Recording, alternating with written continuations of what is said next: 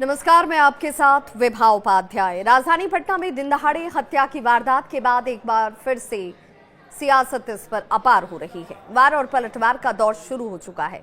सियासत को समझने से पहले पूरी घटना आपको बता दूं। पटना में एशिया हॉस्पिटल की संचालिका सुरभि राज को आज दिन दहाड़े ताबड़तोड़ 7 गोलियां मारी गईं। वो भी कहीं और नहीं, खुद उनके चैम्बर में घुसकर अपराधियों ने इस वारदात को अंजाम दिया। लेकिन इस घटना के बाद कई सारे सवाल खड़े हो रहे हैं। सवाल ये कि आखिर इस घटना के पीछे जो लोग शामिल हैं उनकी मंशा क्या थी, इस घटना के पीछे की वजह क्या रही। आश्चर्य की बात ये कि अस्पताल में मौजूद किसी भी कर्मी या स्टाफ ने गोली की आवाज तक नहीं सुनी और ना ही किसी ने किसी संदिग्ध को अस्पताल या फिर इस चैम्बर में जाते हुए ही देखा।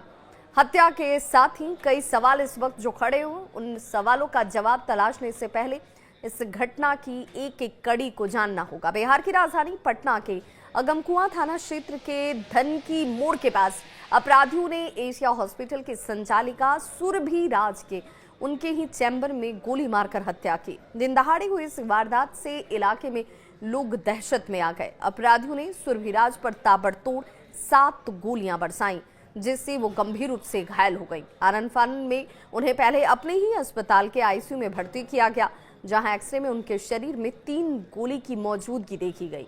वहीं करीब 1 घंटे के बाद जब उनकी स्थिति बिगड़ने लगी तो सुरभि को उनके अस्पताल से करीब 25 किलोमीटर दूर एम्स ले जाया जाता है, जहां इलाज के दौरान सुरभि की मौत हो गई। इस हत्याकांड के बाद जो सवाल उठ रहे हैं वो उनमें कई महत्वपूर्ण सवाल हैं।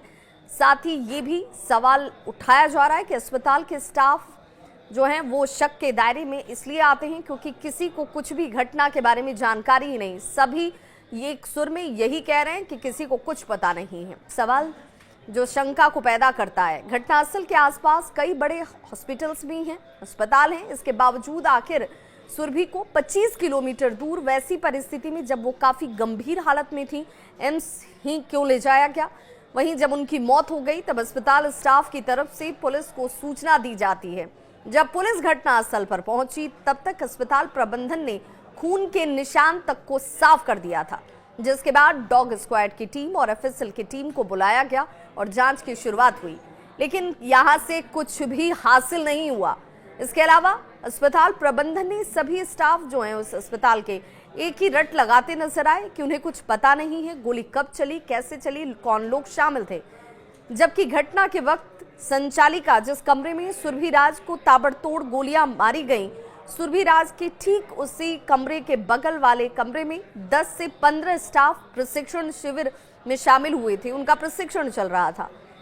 सवाल यही कि किसी ने भी गोली चलने की आवाज नहीं सुनी, किसी ने यहाँ पर किसी को आते जाते हुए चहलकदमी करते हुए नहीं देखा, किसी ने कैसे गोली चलने की आवाज नहीं सुनी होगी, ये शंका पैदा करता है। क्या सोची समझी साजिश के तहत अस्पताल संचालिका सुरभि राज की हत्या की गई, खून के छींटे को साफ कर दिया गया, साथ ही सभी स्टाफ को ये कह दिया गया कि आप पुलिस के सामने यही जवाब दीजिए कि आपने कुछ देखा नहीं, आपने कुछ सुना नहीं, क्योंकि सभी इसी बात की रट लगाए हुए थे कि मुझे कुछ पता नहीं है गोली कब चली।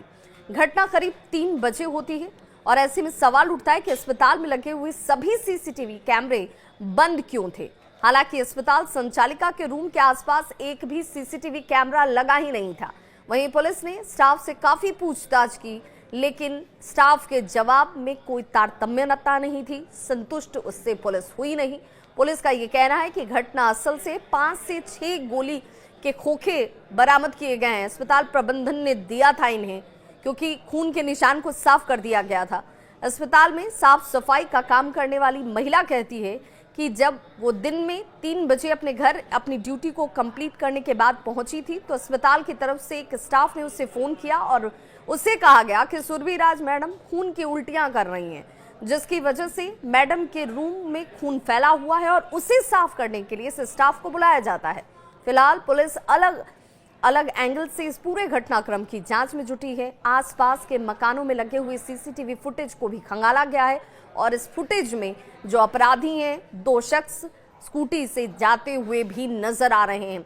अपराधियों की हालांकि पहचान नहीं हो पाई है कि ये कौन लोग हैं। चेहरे ढके हुए हैं। साथ ही पुलिस व्यवसायिक रंजिश और निजी दुश्मनी के भी एंगल पर जांच में जुटी है। पुलिस का ये कहना है कि बहुत जल्द अपराधियों को गिरफ्तार किया जाएगा।